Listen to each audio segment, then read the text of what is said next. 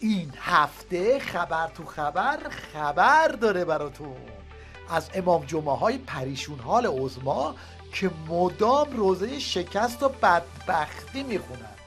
حوادثی که در منطقه داره اتفاق میفته. خب ما اگه قبلا بعضی مسائل میگفتیم شاید مثل این که امروز داریم میبینیم برامون قابل تصور نبود.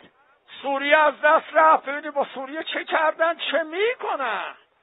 بعد تصمیم بعدی در رابطه با لبنان و حزب الله، میدونی چه تصمیم گرفتن دیروز پیروز؟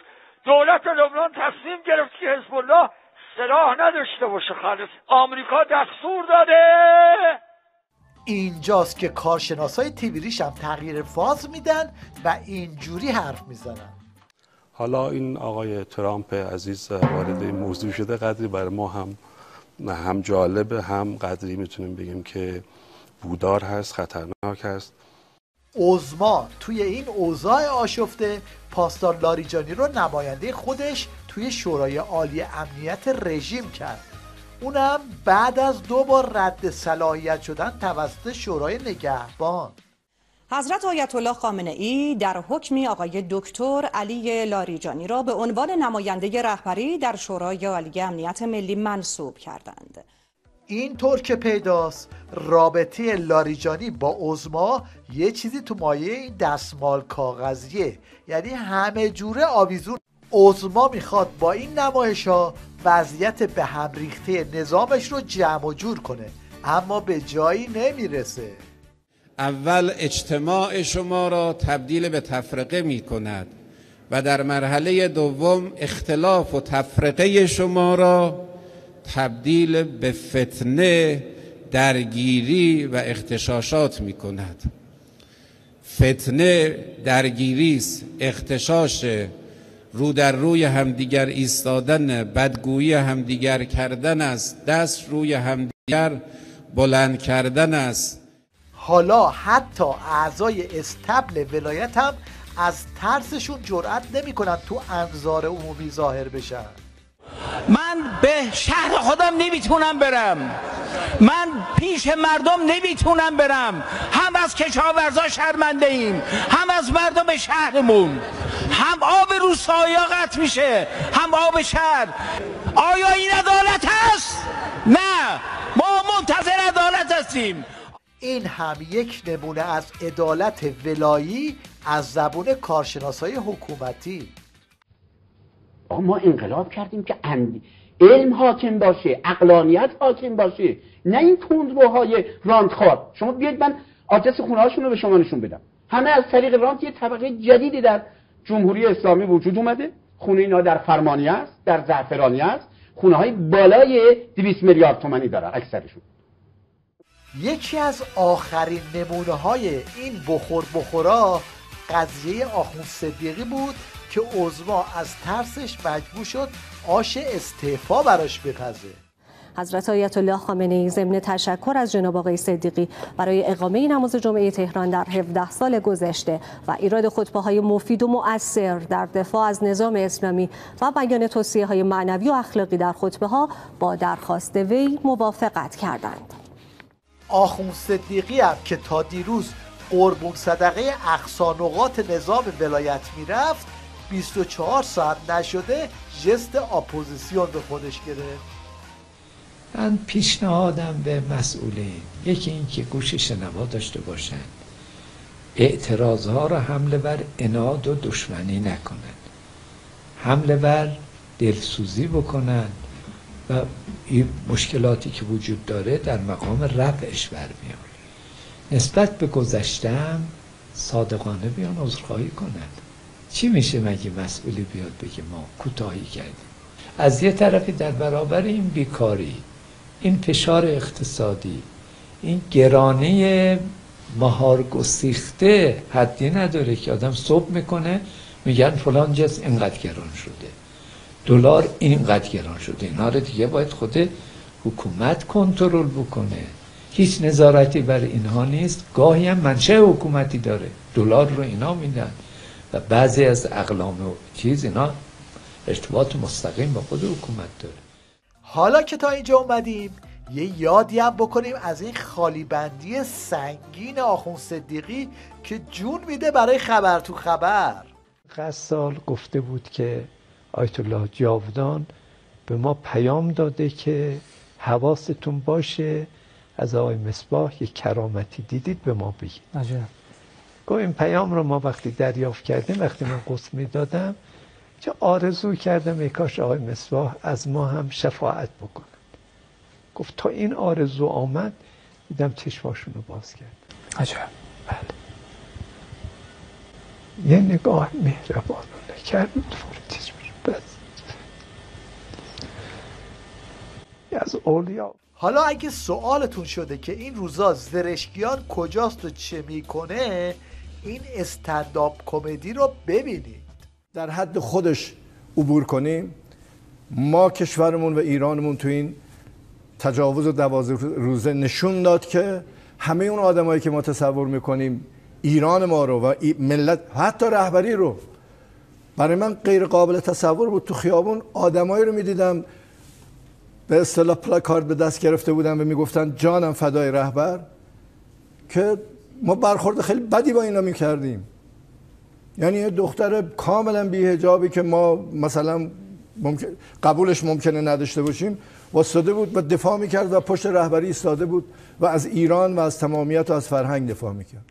البته زرشکیان میخواد با پرستوهای ولایی برای خامنه‌ای بازارگرمی کنه، وگرنه خوب میدونه که تا جایی که به مردم ایران برمیگرده، چه با حجاب چه بی حجاب، پیش به سوی انقلاب.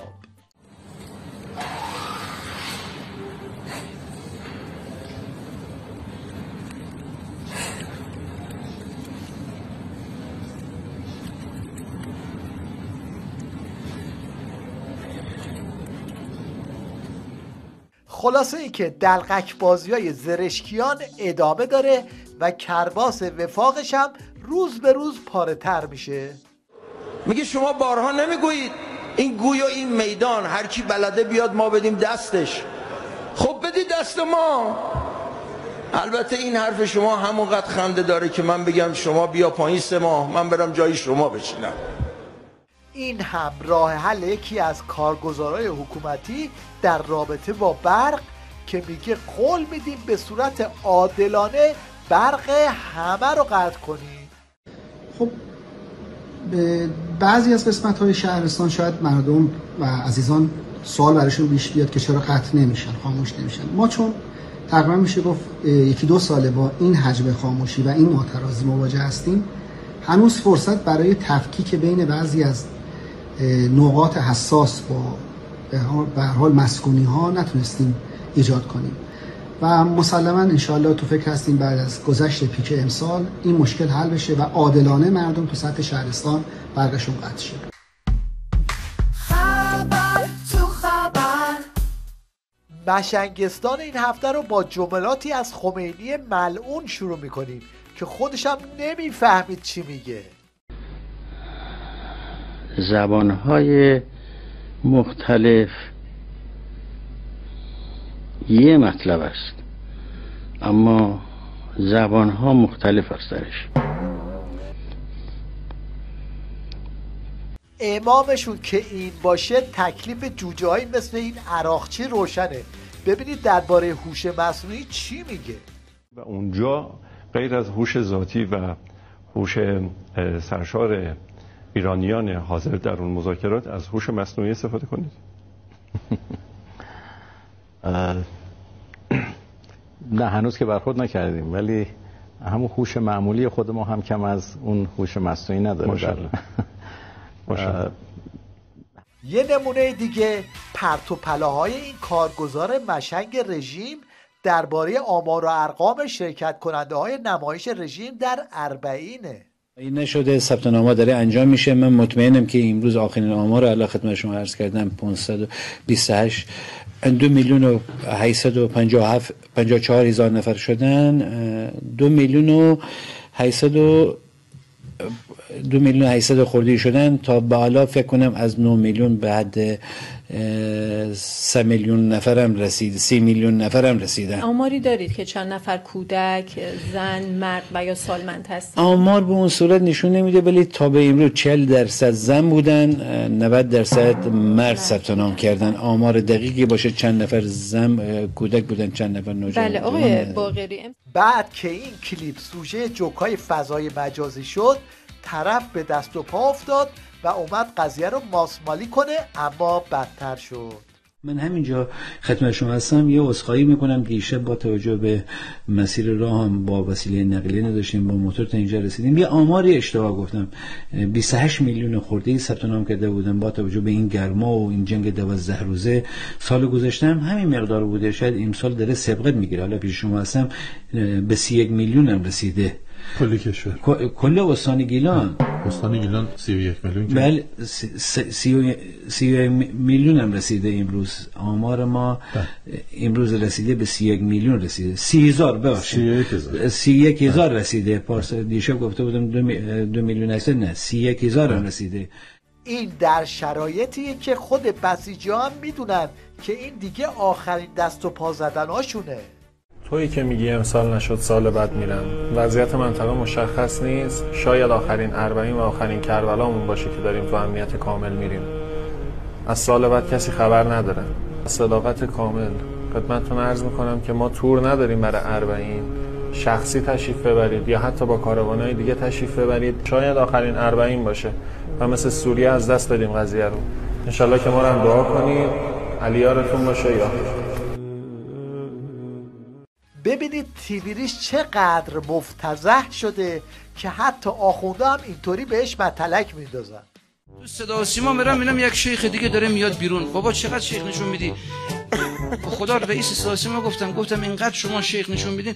همین رانی من خیلی دوست دارم، خوشمزه. شما یکی ببند به خیکش رانی، هی رانی. خب میگه آقا بالا آوردم نمیخوام دیگه. تلویزیون خانمون ما خاموش کردیم، دیدیم رد شیخ ماند. از بس از دیشب شما شیخ نشون دادین تا فردا شب هی شیخ نشون دادین. تقصیر ما نیست خدا، چون قم نزدیکه، اونجا حوزه قم مفتم هست. تا این سلبریتی ها گرونه زنگ بزن شیخ میگن بلند شو بیا. هی میگه بیا. البته اون ردی که بیشتر از همه روی تیویریش مونده رد عظماست که خودشم بهش معترفه. ما همش داریم صحبت میکنیم، مکرر بنده زیاد صحبت میکنم. اگر اون مقداری که من و امثال من صحبت میکنیم اگر نصف او کار کنیم همه دنیا آباد میشه.